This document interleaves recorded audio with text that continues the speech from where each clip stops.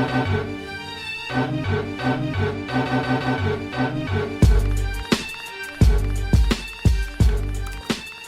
what's up? And welcome to episode 90 of Throwback Hoops. My name is Rob Clayton, and joining me today is another very special guest who I'll introduce shortly. So just before we introduce the special guest, just a reminder where to find us. Of course, we're on YouTube. Please make sure you like, rate, and subscribe. And if you listen to the audio podcast, it's available where all good podcasts are found. So, all right, so it's the month of the special guests on Throwback Hoops. So it's my absolute pleasure today to welcome a very special guest host, Nath from the Sport Blokes. Thanks so much for joining us again, Nath, and filling in for Woody.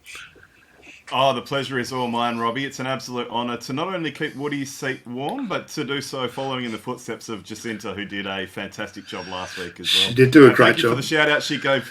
Yeah, thanks for the shout out that she gave Shuey and I last week for our podcast. And I've got to say, your shout out was one of the best I've ever heard, Robbie. I don't think I remember anyone ever shouting out a butter chicken before, but it was bloody good. So it was a good butter chicken, wasn't it? A shout out to Woody's mum.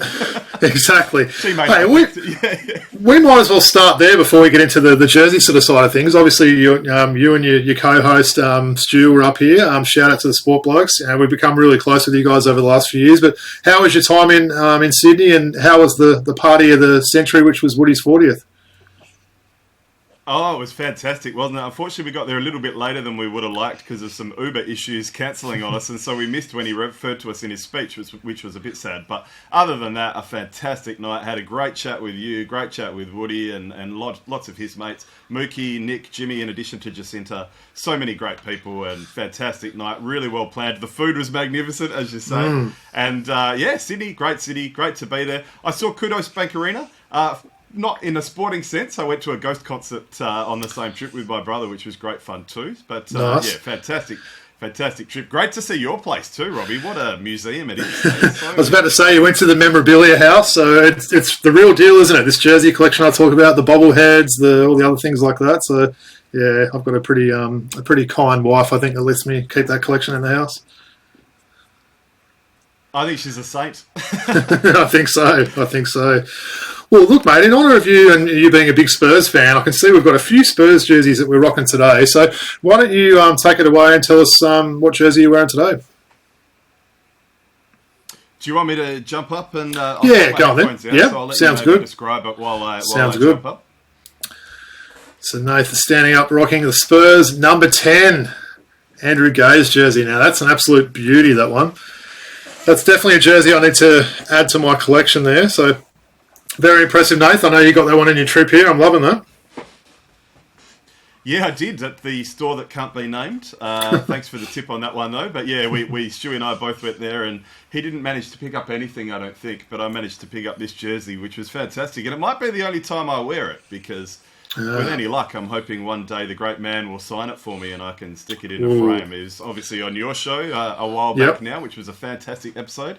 I'm hoping one day we might be able to get him on our show too. But, I mean, what can you say about the man? It's all been said already. Andrew Gay is just absolute legend of Australian basketball, but just a legend of broadcasting too. He's not only doing the basketball these days, he's on Bounce with the Footy as well, as obviously a big Hawthorn Hawks fan. So I thought rather than talk about him a whole lot, because you've talked about him a lot and you've interviewed him and whatnot, I thought I'd bring up a couple of little things. Bit of trivia for you, and I think you might get this one. Who was the player that kept him off the 99 finals roster? Do you remember that? Ooh, that's a good question. Maybe I think you might have me stumped on that. Big guy or little guy? Little guy. 99. Wouldn't be Avery Johnson. No, I'm gonna admit defeat on that one. Yeah, no, Avery started on that team and was pretty important. Hit that kind of corner shot against the Knicks, of course.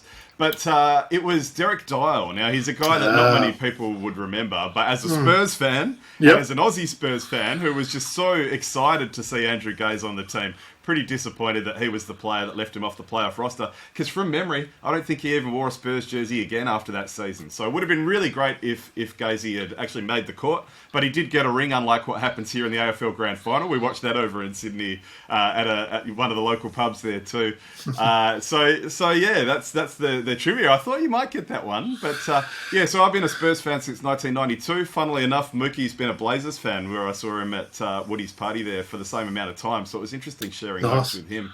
But I guess the Aussie connection is what I wanted to focus on. So obviously Gazy kicked it off, but then there was Shane Heal briefly. Paddy Mills became the 10th player to play 600 games for the Spurs. He ended up at 665, if I'm not mistaken, with another 90 playoff games. Then there was Aaron Baines, Jock Landale. So it's just been really serendipitous for this team that I've supported for 30 years. And David Robinson was the main inspiration for that way back in the day. But it's just been so fantastic to see so many Aussies pull on a Spurs jersey over the years. And Paddy, as I said, nearly a decade or about a decade with the team. So just really good luck as a Spurs fan to have so many Aussies walk through those doors. And what's Matty Nielsen's status? Is he still with them or is he with the G League team? What's his status this year? Is he still with the team? Oh, good question. That's you've put me on the spot there. I'm pretty sure he's still involved in some way, shape or form. Yeah. I'm not sure if it's more with the day-to-day in the NBA or the G League. Yeah, good question. I guess he kind of continues that legacy there. But no, I like that. Well, will you be buying a certain Frenchman's Spurs jersey, you think, anytime soon? Or? Oh, well, I'm not a big jersey guy like you guys are, Yeah, but yeah. geez, he's a special talent, isn't he? I'll be Might be one to get. one, I think. Yeah. Nice. Absolutely. Well, in honour of yourself, mate, I thought I'd do a double Spurs jersey today. So I don't think I'd worn many Spurs jerseys. I did wear a Sean Elliott jersey, I think, when we had Gazy on. I'm a big fan of Sean Elliott. He's definitely one of my favourites there. But I'll just talk a little bit about the one I'm hanging behind me there. So it's a Tony Parker silver Nike Spurs jersey. So it's another one of those Nike Rewind ones that probably are my favourite jerseys, as I mentioned last week. A little bit about Parker. 18 seasons in the NBA after getting drafted out of France by the Spurs at pick 28 in the 01 draft.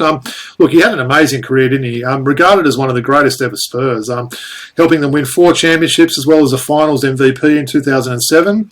Parker was also a 6-time All-Star, 4-time All-NBA player, and was recently named to the NBA Hall of Fame a couple of months ago. So the 41-year-old is currently involved in ownership, where he's a majority owner of a French team there.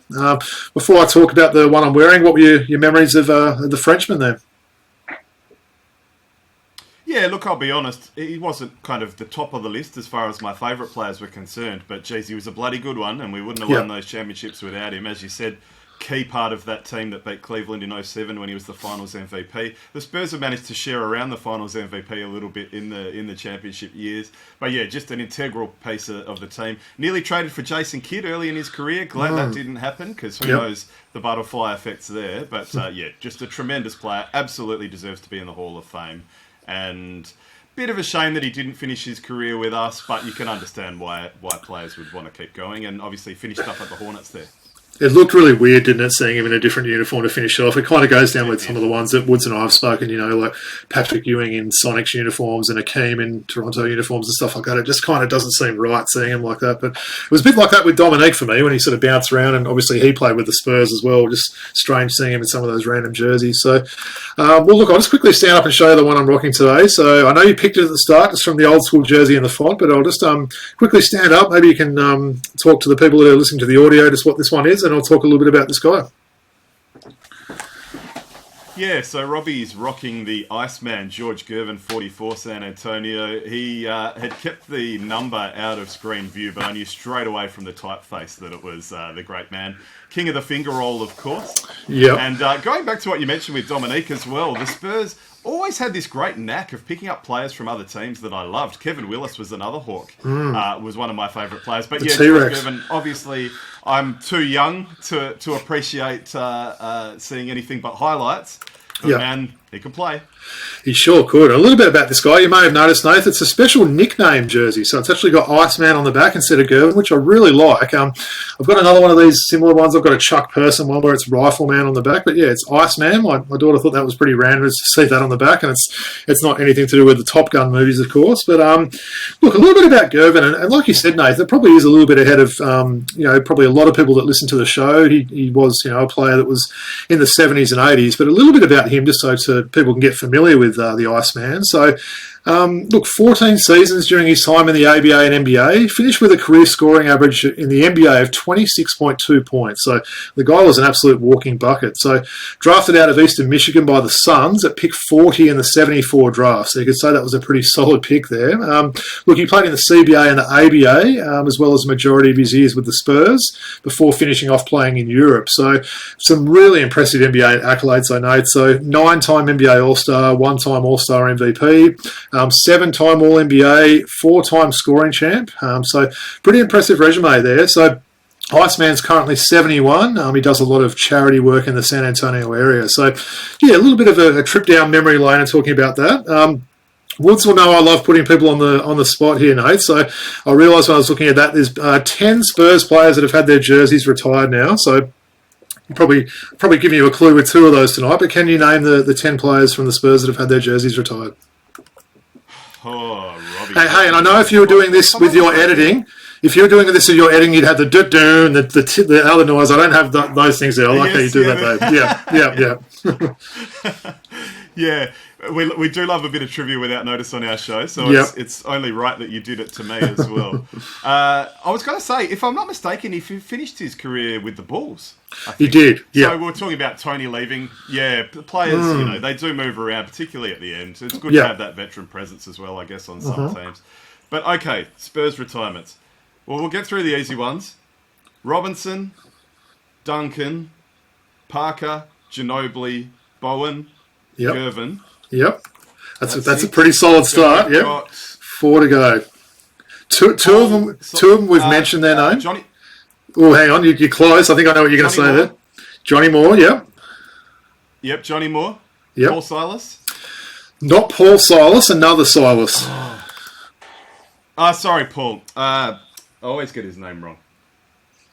And who are the other 2? There's 2 more. The other 2 we've actually mentioned them. Surprisingly enough, we've mentioned them already. The other 2, just in passing. But yeah, so Silas. I'll give you that one. So James Silas. I've got to admit I didn't know much about James Silas. Not Alvin Robertson. No, but 2 guys we have mentioned. Not Alvin Robertson. No. So both of them. He's tested me on this before, and I've got all 10. It's typical that this will be the time I've.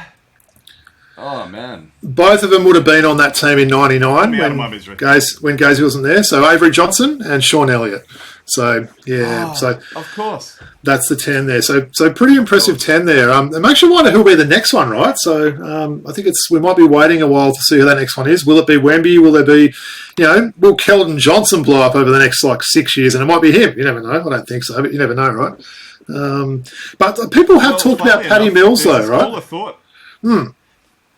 Exactly right. Yeah, sorry to cut in there, but I got too excited. Yeah, that's exactly right. There's a school of thought, even amongst the San Antonio fans, because I look at the message boards and forums and that sort of thing. There is a segment of San Antonio that thinks Patty deserves to have his jersey retired. So, hey, he was there for a decade. You never know. I'd love to. Geez, that would be cool if he did, wouldn't it? Nice. Oh, well, appreciate that, Nath. It's always good to do some Spurs jerseys in honour of yourself, of course, there. So, we've got a pretty interesting show planned. We're going to talk a little bit of NBL. We've also got some NBA news as well. But I thought we might start it off with the NBL, Nath. So, obviously, round 2 is in the books now. So, I thought we'd talk a little bit about that first. So, it was a pretty big round 2, actually. Lots of teams on doubles this last weekend. 6 teams of the 10 now currently have a 2-1 win-loss record. So, Adelaide is the only team yet to register a W. Probably the team I want to maybe touch on with you, though, Nath, is Tasmania. So 2 quality wins this week. Beating the Kings at home and then a big road win against United yesterday. What did you think about Tasmania and their efforts in those 2 games? Oh, I'm glad you brought up Tassie because that Melbourne-Tassie game was one of the ones I was able to see. Unfortunately, I watched a little bit less than usual because we flew back, and so I missed those Thursday games. I missed getting my bloody Supercoach team in too because of that. is that why I beat you? I'm used to doing it in the afternoon.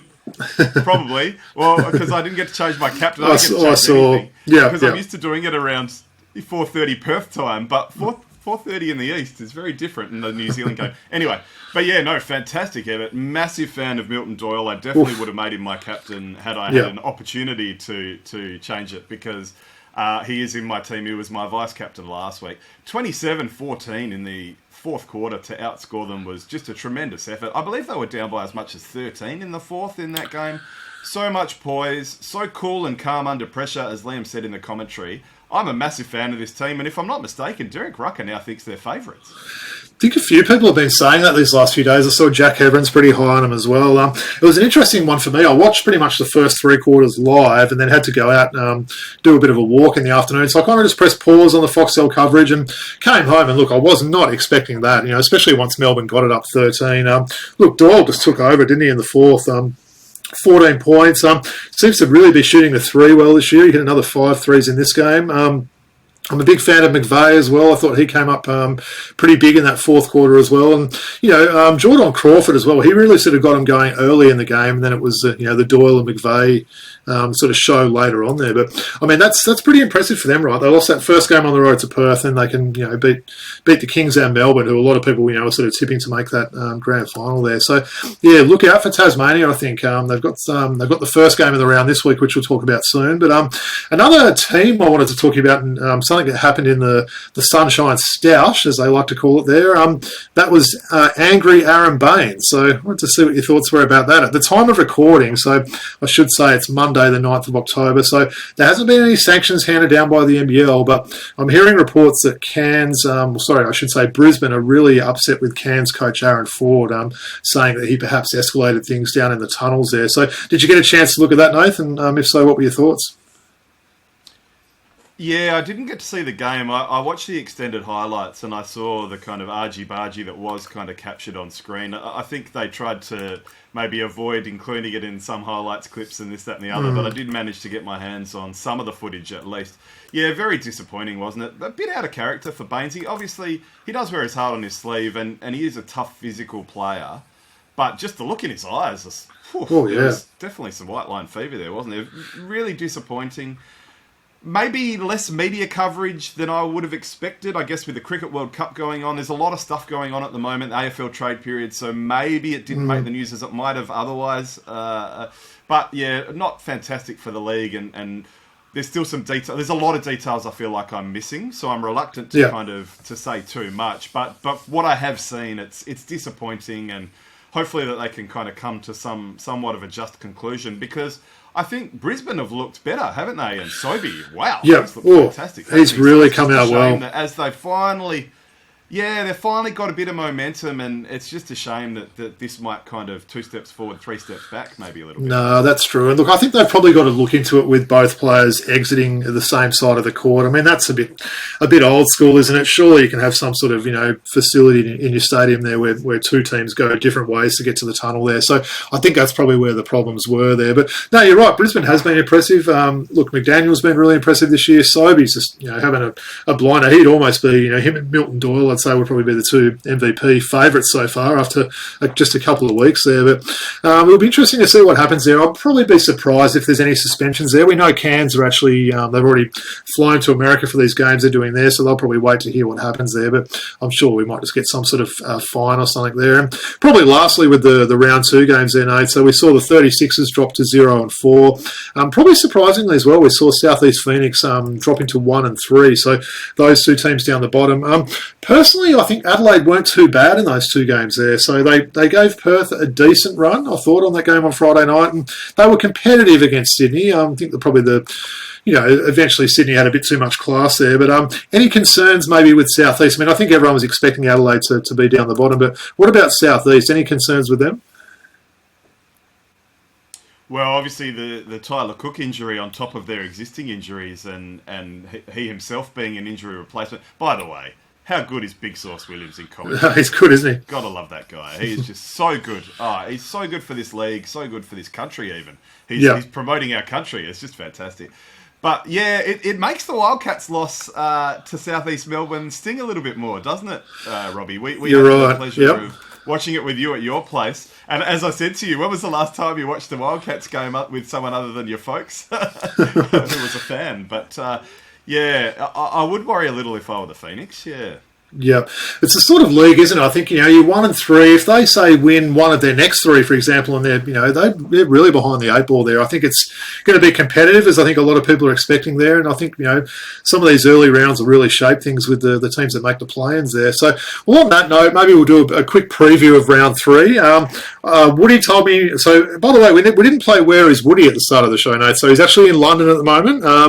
Those that are playing at home, they actually lost his suitcase going over there, so he didn't have his clothes for about 6 days, so that would have made it interesting for him. But apparently I did an okay job with the slides last week, so I'll try not to stuff that up again this week. I think they are a little small, if I'm being honest, when they come up, so Woody still does that better. But look, maybe I'll just read through these games sort of one by one there, Nathan. We can give some thoughts there. So it's the same thing again, games from Thursday to Sunday, which I mentioned last week. I like that. Games in similar time slots there. So, well, the first game on Thursday, a standalone game there, Tassie against Illawarra.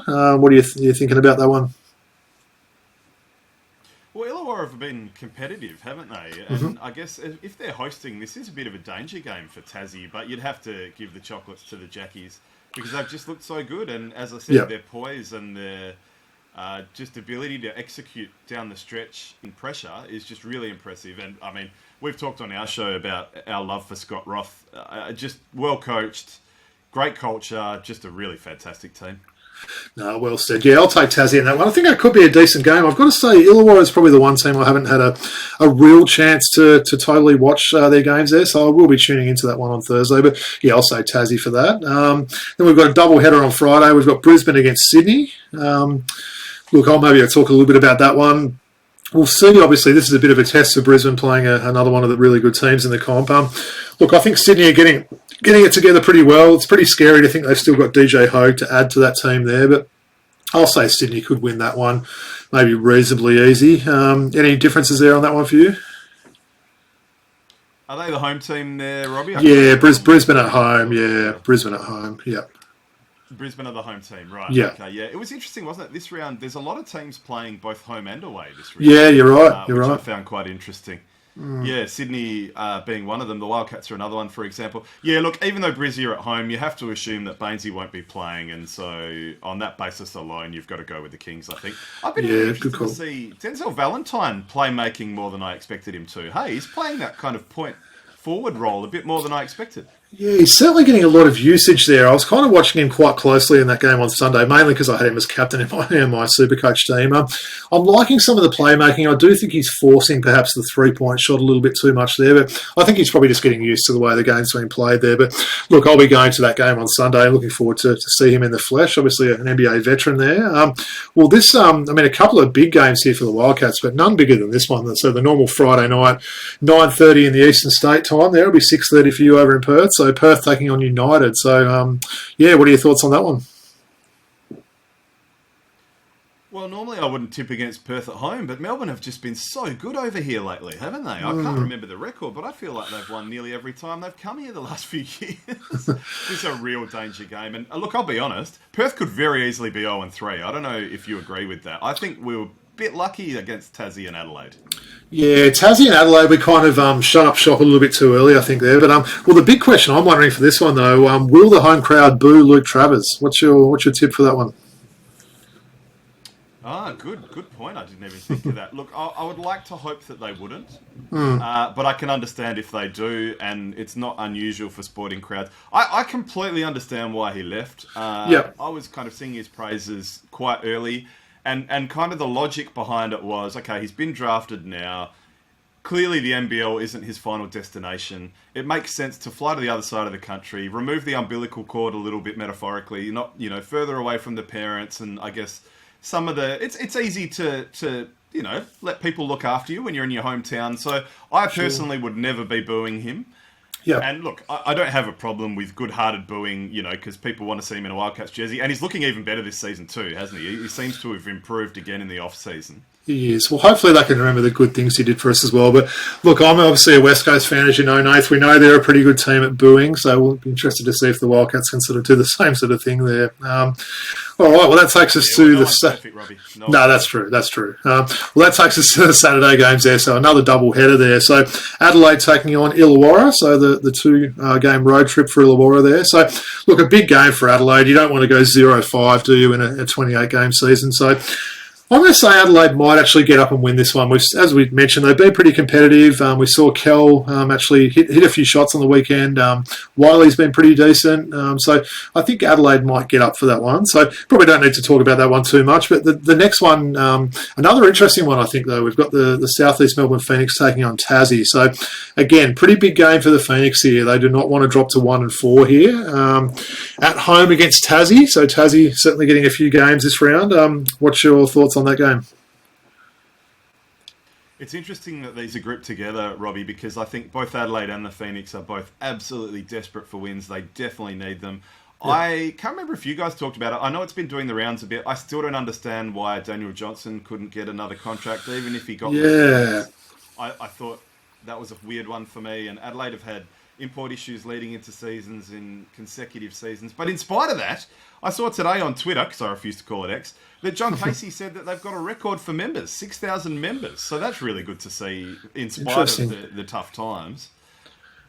Well, Jerome Randall was trying to get a game, wasn't he? Jeez.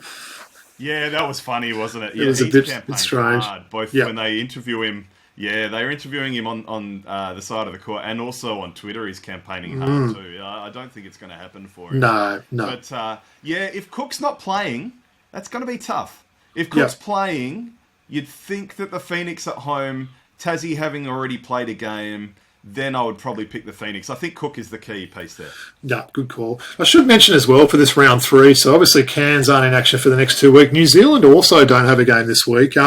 So that's interesting. You know, 2 of the 10 teams aren't playing. I'll talk a little bit about New Zealand in our quick hits segment as well, because I actually signed a new import today. But we'll go to the last 2 games of the round here. So we go to the Sunday game. So the first one on Sunday is Melbourne taking on Brisbane. So, yeah, as you mentioned, Nath, a lot of teams, playing, double games or having a road and a home game there. So, look, I can't see Melbourne having any issues with Brisbane in this one.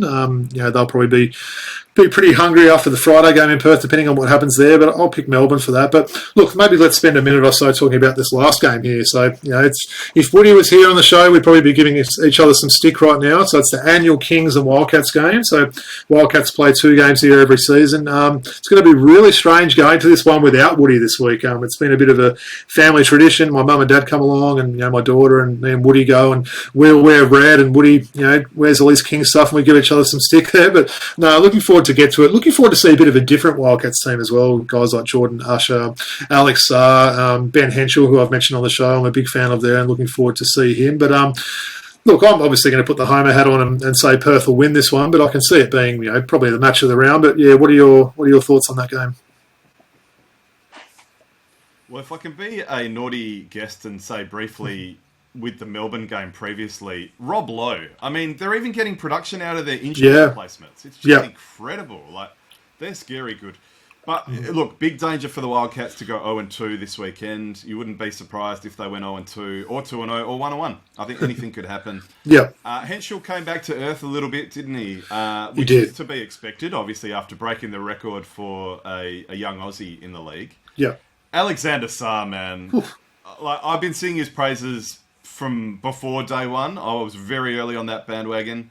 They're now starting to say he may even go number 1 overall in the NBA draft. I mean, I just love watching this guy play. I'm going to try and get out to a few games. We're not members anymore mainly because of work purposes. We missing games and things. But I can't wait to try and get out to see him live as much as possible. And here's a comparison for you. He's got a bit of Kevin Garnett about him.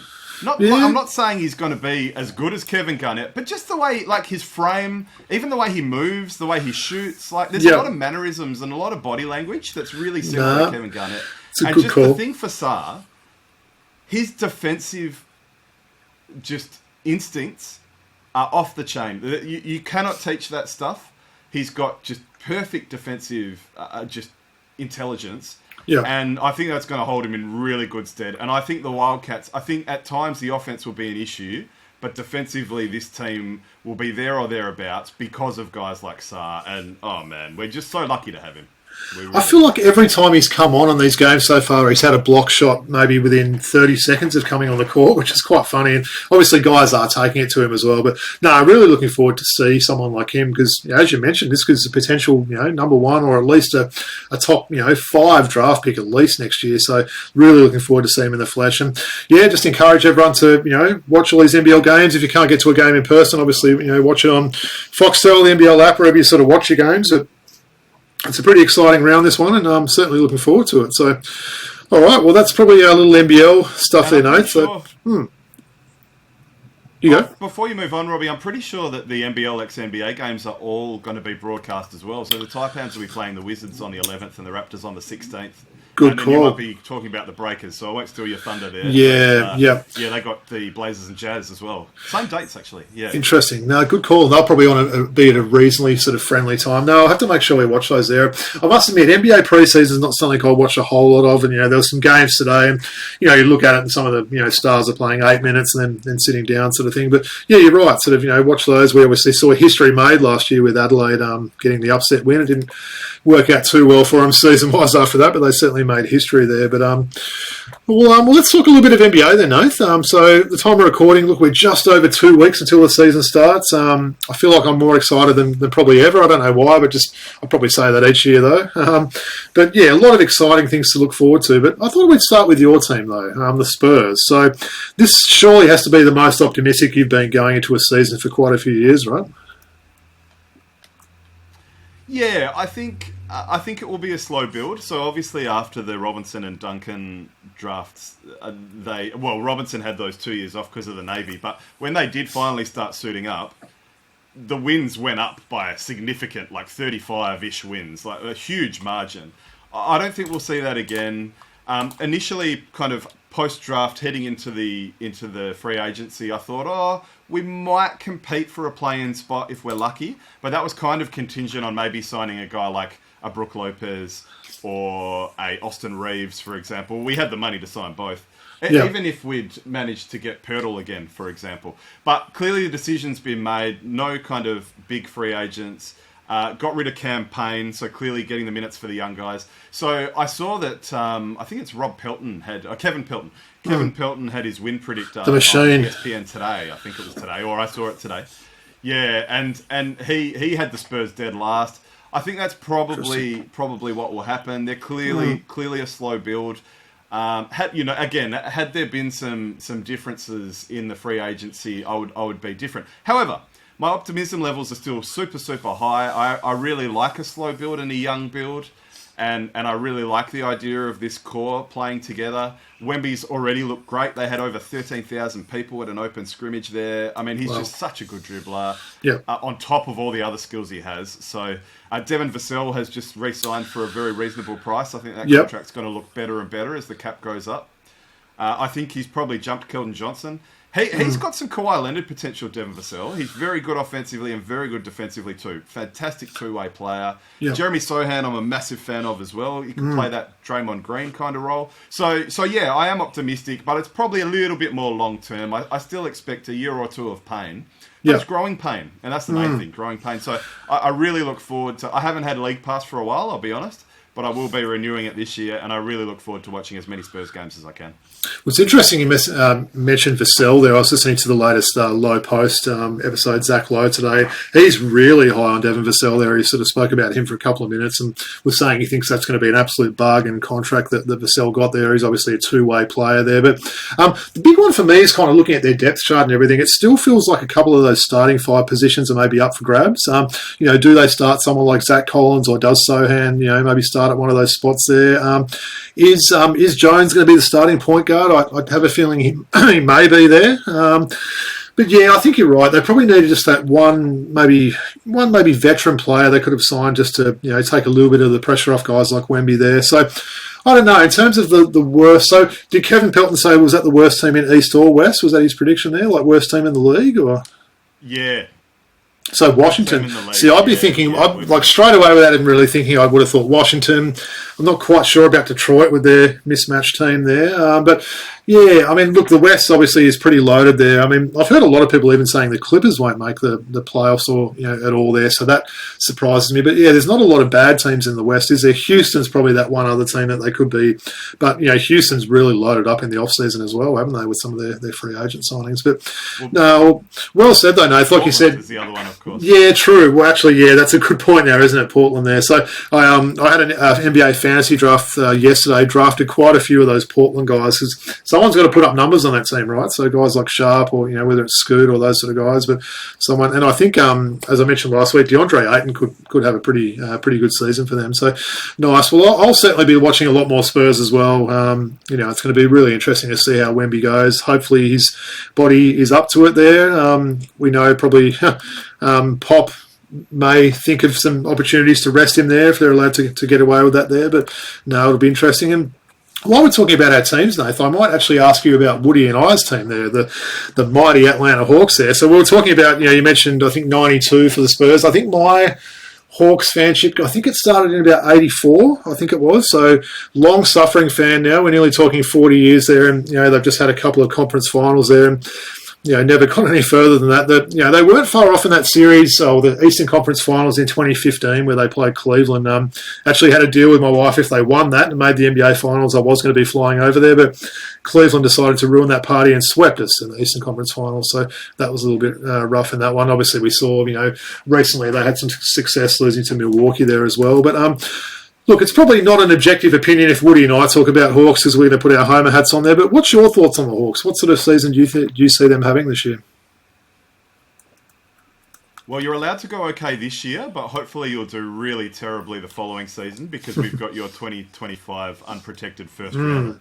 Yeah. In all seriousness, though, and that's the other thing with the Spurs slow build. We've got three first rounders next season as well, so it maybe pays for us to be crap this season to have those three first rounders. But as far as the Hawks are concerned, Kevin Pelton, so he had you guys at nearly 44 wins, which would make you sixth in the East, which feels about right. So that would have you behind the Celtics, Cavs, Bucks, Philly, and Knicks. I think you could maybe be higher than the Knicks, but I think I don't know.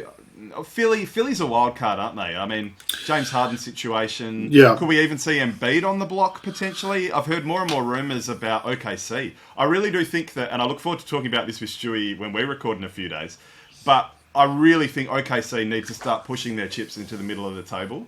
And Embiid's an interesting one. So yeah, Philly's a bit of a funny one. So I think anywhere from 4 to 6 is probably quite realistic for the Hawks. I don't know if that's where you have them or... I agree. I think 44, you mentioned as well, I think that's a pretty realistic target. I mean, we saw last year the Hawks seemingly would just win one, lose one. Obviously, if you do that for the season, you're going 41 and 41. I'd love to say they can improve a little bit and potentially get to a higher number in the 40s, whether it be 47, 48 there, but I think you're right. It depends on what some of these... I did say it last year, but I do think Miami will slide a little bit there. They did lose a lot of the core of that team. Boston and Milwaukee have made some moves, which we'll talk about shortly. But yeah, probably in around those teams like Cleveland, New York, like you mentioned there. So, look, I'd love to see them improve a little bit on last year. They've been in the play in the last 2 seasons, so I'd love to see them actually lock up a top 6 spot there. But I just hope they start well. Hope to see some continued development from some of the young guys, whether it's Double O, Onyeka Okongwu, or guys like AJ Griffin. They're quite high on Kobe Buffkin, their first rounder this year. So, and really pleased to see that Patty Mills looks like he's definitely going to be a part of this lineup too.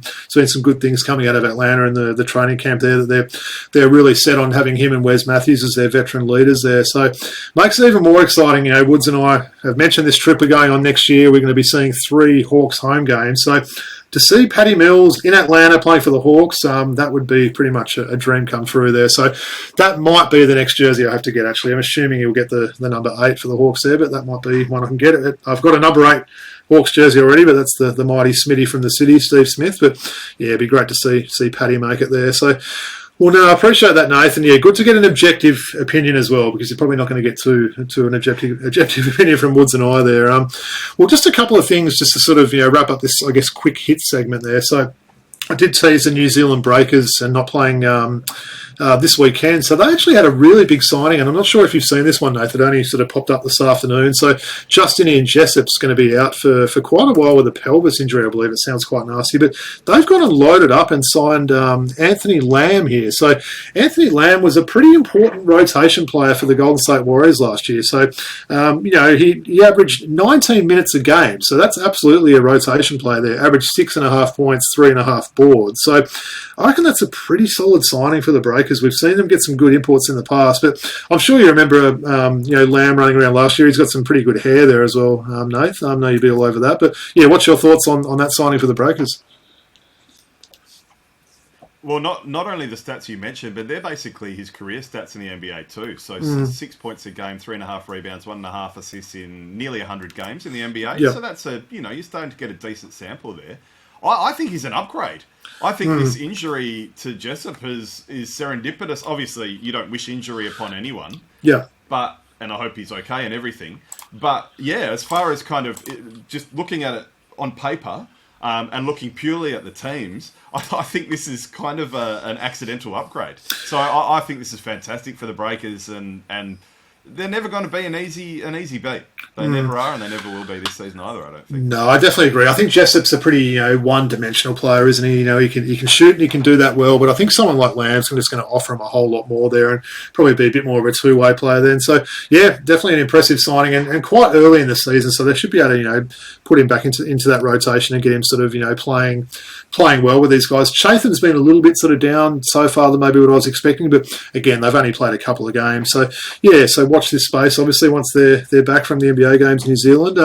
While we're talking games in America, Jacinta and I did do a bit of a WNBA preview last week. So game 1 of the WNBA finals took place today. So it was Las Vegas taking a 1-0 lead. They've got the home court advantage there. So they ran out 99-82 winners against New York there. So quite an interesting game, Nath. I followed it a little bit this morning. So it was actually tied at half-time. The Aces just ran away with it in the second half with that 17-point win there. And look, they had 4 players scoring 19 or more points, so thought that was pretty impressive there. And we mentioned last week as well, the average margin of victory was around that sort of, 18, 19 points. So for whatever reason, when these teams play each other, they don't have close games. But for those that want to follow it, game 2 is on Thursday, Australian time there. So make sure you check it out and follow the WNBA. So, well, look, we might finish up, Nath. I know Jacinta and I also touched on those big trades that took place last week. Obviously we saw Dame Lillard changing teams, Drew Holiday going to Boston. But I wanted to get your take on that. We've certainly seen Milwaukee and Boston, make some big moves there. I think both teams have sort of given up a little bit there. They've probably weakened their benches, especially Boston have there. But what was your thoughts on the trades there? Maybe we'll start with Milwaukee and the Dame trade, and then give us a few thoughts about Boston. But we'll start off with the Bucks. Yeah, so I think credit to the Bucks. This is the second time now that Giannis has kind of put the fire to the feet a little bit and said, look, guys, if you want me to stick around, things need to change, which is fair enough. As a star player, you want to play with a team that can give you an opportunity to win. And I think they've done a terrific job. It's really interesting. Drew Holiday is a funny one. So I was really late to the party on Drew Holiday. I thought they gave up too much to get him initially when he came into Milwaukee. And now I'm done a complete 180 on him. I think he's just fantastic. I think some of the comments about him slowing down and these sort of things I think are a bit overblown. He still averaged, 18, 7 and 5 on 40% shooting from catch and shoot threes, something like that. Just a lockdown defender. I think he's a fantastic player. But anyway, we're talking about Milwaukee. I think it was a good trade. I think it had to happen. Yeah. I think their depth is a little bit funny now, but obviously they're going to be a really strong buyout candidate. So there'll be 3 or 4 teams, maybe 5, 6 teams that are going to be hunting around that buyout market. And this is the sort of team that can improve their depth, maybe as the season wears on. But, geez, that pick and roll with Giannis and Dame is just going to be almost unguardable. Yeah. They've got a pretty nice balance. I'm a big fan of Chris Middleton, but I actually worry a bit more about him breaking down. I know there's been a lot of talk about Holiday. I don't think that's justified. I think Middleton's the one I'm a little bit worried about if I'm a Bucks fan. But look, I think it's a trade they had to make, and I think it was a good trade for everyone but Phoenix. I can't believe. I mean, it was basically a salary dump, right? Yeah. I just like Grayson Allen. Like, really? Are we gonna start setting off fireworks for Grayson Allen? Like, he couldn't even get a rotation in the playoffs. So And plus they took on Nurkic's Phoenix. Well, they took on Nurkic's big contract as well, didn't they? Which was almost seemed like a little bit of an untradeable player there. So the Bosnian beast, Nurkic there. So, yeah, I agree. Phoenix did look like they sort of, didn't go too well in that trade. But what about in terms of the Celtics there? So I think I might have mentioned it last week as well. Essentially, the Celtics in the off-season, they lost Marcus Smart, Grant Williams, Robert Williams, and Malcolm Brogdon. And then they took on Kristaps Porzingis and Drew Holiday. So, you're sort of giving away 5 important players, but getting 2, I'd say, better players there. Obviously, their depth's going to suffer. But, yeah, what do you think of the moves made in Beantown? Well, I think Holiday's definitely an upgrade on Smart. And I think, obviously, as a Spurs fan, I've seen a lot of Derek White. I'm a massive fan of Derek White. I don't think either he or Drew are pure point guards, but they're good enough, and they're as good as Marcus Smart when it comes to point guard play as well, in my opinion. Yep. So I don't think there's any issues there. I think defensively they'll be really, really good. It's Porzingis. That's what I worry about. Now, I know there was a lot of talk about him really improving last season. He was away from the spotlight in Washington, and maybe that was the perfect situation for him. Complete opposite in Boston. Lots of scrutiny. I think they're favourites again now that they've got Holiday. So I think he to me is the linchpin. If he can play well, and if he isn't abused too much defensively, then maybe they should be considered favourites, because Denver obviously lost a bit of depth in the off-season as well. I'm a massive Denver fan, massive Jokic fan. But if Zinger, so that's the one that worries me as far as that mix is concerned. But geez, their starting 5 is fantastic, or their first probably 6 or 7 is good. No, you're right. There is a big drop off, isn't there? And that's probably what is the thing that concerns me. Obviously, Porzingis' injury history. Al Horford's not getting any younger, is he? He had a really good year last year, but they don't have the Williams guys that they had last year backing him up. I mean, I think you're going to guys like maybe Gabriel, I think might have signed with them, and Luke Cornett and those sort of guys. So there's a real big difference there. So if Horford or Porzingis is to go down for a considerable amount of time, but you probably mentioned it with the Milwaukee thing though, Nath. Both of those teams there could be potential for buyout candidates there. Potentially some ring chasers, towards the end of the year that want to link up with one of those teams and sign there. So I think Dwight Howard's been mentioned with Boston, but I don't see that's gone anywhere there. So you have to wonder whether Dwight Howard's played his last game in the NBA. I think now if a lot of teams seem to have brought him in for workouts and haven't gone any further there, but. No, look, so many good storylines, isn't there? Just so many things to look forward to this year. Obviously, a really good rookie class. We've got more Aussies than ever. I saw a bit of that preseason game with Dallas the other day, and Exum played big minutes there. Josh Green started there, so much to look forward to from an Aussie point of view as well. There, we'll really appreciate it, Nath. Look, it's been an absolute honour having you on this week. You've been really gracious with your time. And look, if I'm being honest, it doesn't feel like I'm just chatting with a normal guest. It's just chatting with a mate about basketball, which is a good thing to do. And, it was great to get to know you even more when you're over in Sydney. And I'll have to try and get over to Perth, my former hometown, once maybe when I'm back from America next year, but we've got to make that happen as well. So, all right, we'll just get into a bit of an outro now. So, look, as I mentioned at the start of the show, please make sure you like, rate and subscribe to us on YouTube or wherever you listen to your podcasts. Social media wise, you can follow us on Twitter or X at Throwbacks Hoops. On Instagram, we're throwback.hoops. And of course, our email is throwbackhoopspodcast@gmail.com. In terms of Woody, he's going to be away another couple of weeks, so we've got special guest host Mookie Skirelli coming on next week, so might be a bit of a Portland Trailblazers theme there, just a bit of a teaser on that one there. But I might throw it over to you, Nath. Where can people sort of follow you guys? Where can they listen to you? And I should say as well, before you give us that stuff, what you and Stu do on the Sport Blokes is an amazing effort. Woody and I just have to, do a bit of research on basketball, but you guys have got all the main sports covered there. You've got so much more things you've got to cover there, and you just do an amazing job with it. But yeah, where can people, listen and follow you guys there? Yeah, we're certainly Sport Tragics, and thank you for having me on. It's been an absolute pleasure, and it's allowed me to forget about the Aussies' horrible World Cup start in the cricket last night for at least an hour anyway. But yeah, please check out the Sport Blokes, SPORT space BLOKES. Basketball's definitely our number one. As you said, there'll be plenty of basketball over the coming months, obviously, as the NBL's kicked off and the NBA is not too far around the corner. In that vein, I guess we'd certainly encourage your listeners to check out our last couple of episodes in particular. So 168, we had the expert opinions of Liam Santamaria, Casey Frank, Alex Loughton, and the voice of the NBL and NBA's top 10 players, Bo Estes. We released some previously unreleased interview audio for that episode as kind of a lead into the NBL season. So we'd encourage people to check that out. We think that's definitely worth a listen. For sure. And also the most recent episode was with you guys, our 1993 redraft. So we're kind of slowly working our way through redrafting drafts. We started in 1990 and we were really glad and lucky to have you guys join us. So that was our most recent episode. But yeah, Shuey and I will be recording again in a few days and we'll cover a whole bunch of stuff, but basketball will definitely be front and centre. And like you said, anything we find newsworthy in the world of sport, could be anything. Stuart loves his carbody, for example. But yeah, we're always talking about all sorts of things. So yeah, Sport Blokes on Twitter or sportblokes@gmail.com if you want to get in touch.